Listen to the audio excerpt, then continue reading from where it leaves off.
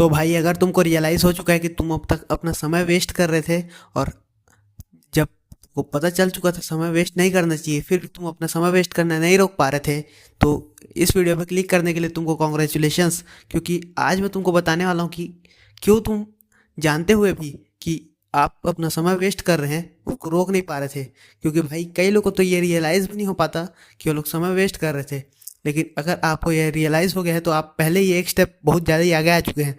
क्योंकि जो self awareness रहता है ये बहुत बड़ा एक स्टेपिंग स्टोन रहता है कुछ भी बड़ा हासिल करने के लिए।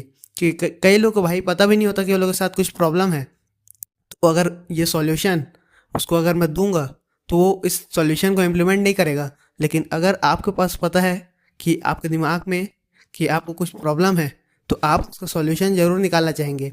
तो ये सॉल्यूशन है कि आप लेज़ी नहीं हैं, आप अपने टाइम को वेस्ट इसलिए नहीं कर रहे हैं क्योंकि आप कुछ हासिल नहीं कर सकते। आप अपना टाइम इसलिए वेस्ट कर रहे हैं क्योंकि आप बस ओवर स्टिमुलेटेड है। ओवर स्टिमुलेशन ये क्या होता है कि जब आप अपने एक ब्रेन में हार्मोन होता है जिसको बोलते हैं डोपामिन। डोपामिन जो रहता है वो एक प्लेजर या मोटिवेशन हार्मोन होता है, जिससे उस हार्मोन के रिलीज होने से आपको ऐसा लगता है कि आप अपने गोल को जो अचीव करने के करीब ज़्यादा आ रहे हैं, इसलिए वो आपको मोटिवेट करता है, वो प्लेजर देता है आपको उसके साथ साथ, जिससे आपको लगता है कि आपको उस गोल को परस्यू करना चाहिए ना हो। लेकिन अगर आप इंस्टेंट ग्रेटिफिकेशन में बहुत ज़्यादा इंडल्ज करते हैं, जैसे कि अपने मोबाइल में दिन भर डूम स्क्रॉल करना या फिर जंक फूड या फिर कॉर्न, ये सब का अगर आप कंज्यूमशन ज़्यादा रखेंगे तो आपका डोपामिन जो है ये बार बार स्पाइक करेगा।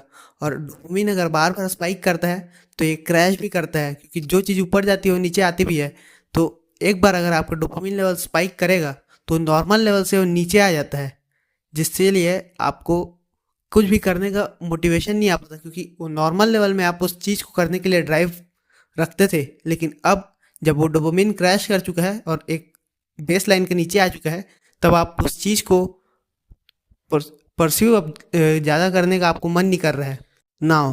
तो अगर आपको पता चल चुका है अब कि डोपामिन क्या होता है और आपको इस ओवर स्टिमुलेशन के वर्ल्ड से बाहर निकलना है, तो आपको एक एक करके अपने जो ओवर स्टिमुलेटिंग एक्टिविटीज़ है वो सबको कट डाउन करना पड़ेगा। क्योंकि अगर एक साथ करेंगे तो आप भाई एक साथ में करने के लायक नहीं रहेंगे और बाद में आपको रिग्रेट ज़्यादा होगा। लेकिन इसके जगह आप सिर्फ एक एक्टिविटी डेली अपने ओर से हटाते जाएंगे जो कि ओवर स्टिमुलेट करता है आपको, जो कि डोपामाइन स्पाइक करता है, जो कि सब बैड हैबिट्स में आता है, जो इंस्टेंट प्लेजर में आता है। अगर आप इंस्टेंट प्लेजर की जगह उसके जगह कुछ वर्क करके उस चीज़ को सक्सेस को अचीव करेंगे तो आपको हेल्दी लेवल्स ऑफ डोपामिन में आएगा बेस लाइन। और जब आप हल्का सा हेल्दी लेवल से स्पाइक होता है तो बेस लाइन जो रहता है वो ऊपर जाता जाता है, जिससे आपको ये एक मोमेंटम बिल्ड होता है। क्योंकि अगर आप कुछ अच्छा कर रहे होंगे या फिर आपने अगर 5 पेज पढ़ लिया है तो एक और पेज पढ़ना आपके लिए हार्ड नहीं होगा।